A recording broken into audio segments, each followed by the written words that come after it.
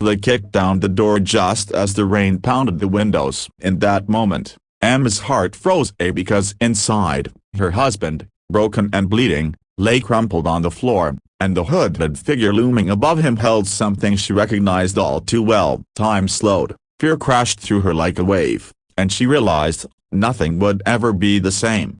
Emma and Sam had built a quiet life in the lake cabin, far from the busyness of the city. Emma, a former community organizer burned out by political fights, had come here to heal. Sam, a civil attorney, was working on small but meaningful cases of injustice in their rural county. The cabin, at the edge of the lake, was supposed to be their sanctuary, a place to forget the world and rebuild themselves. One evening, Emma heard strange noises outside via the crack of a branch, a low muttered voice. She tried to shake off unease. Sam went into town to meet with a client, promising he'd be back before dark. When he didn't return, Emma's anxiety swelled. She paced the cabin, called his phone, tried to calm herself. Hours passed. Then came the knock, or more like the crash. The front door splintered inward. Two figures in hoodies stormed in. Emma froze in horror as they advanced, dragging Sam in behind them. She screamed his name. One of them held a phone,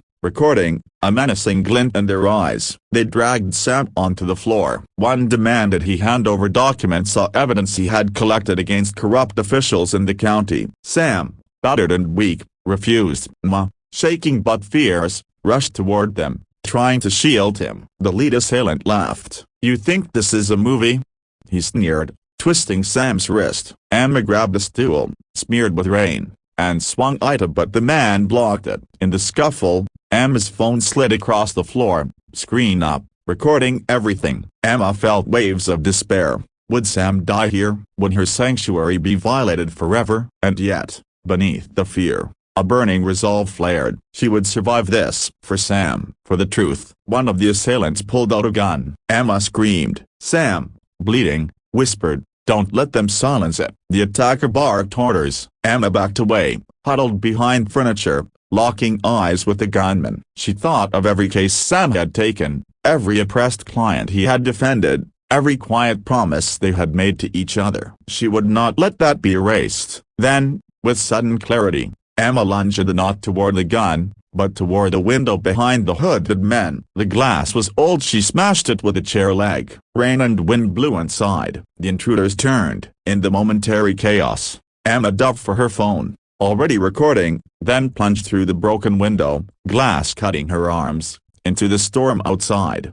They scrambled to follow. Sam, in a burst of agonized adrenaline, pushed himself up and followed Emma through the window. The rain lashed them. She ran across the deck, toward the lake's edge. The attackers pursued, but as they reached the dock, Emma and Sam jumped into the dark water and swam toward a nearby buoy, then to the forested bank. They ran through underbrush, soaked, wounded, terrified but alive. The recording on Emma's phone captured face, voices, threats, names. By the time they reached the road, Emma flagged down a passing car, collapsed into it. The driver called the sheriff. In the aftermath, Sam was hospitalized, bruised, but recovering. Emma stood beside his bed, trembling, guilt-stricken, yet proud. The recording had been handed over to the state attorney general's office. The corrupt officials and their hired thugs were exposed. Local news broke the scandal. The assailants were arrested. The whole leader who'd claimed authority over the cabin's property, who'd barged in under false pretense, was implicated in a web of local corruption. But the heart of this story wasn't legal Victoria. It was what had happened inside Emma and Sam, deep in the trauma. In the hospital, Sam whispered, "You saved me." Emma broke down, guilt still heavy, but I couldn't protect her life. Our PC a broken bar. Sam gripped her hand. "You risked everything. You believed in me. Injustice. That's more than I deserve." Weeks passed. Neighbors watched in shock and respect. Emma and Sam, once quiet and reclusive, became symbols of a couple who stood up, even when all seemed lost. Emma, who had come here to heal, found a new purpose. She began to host open forums in their small town, helping victims of abuse and corruption speak out. Sam resumed his legal work as stronger, clearer, with a renewed sense of urgency. The cabin bore scars of broken glass, splintered doors, Water stained but Emma and Sam raced toward it together, integrating reminders of what they had survived. Every scratch told a story: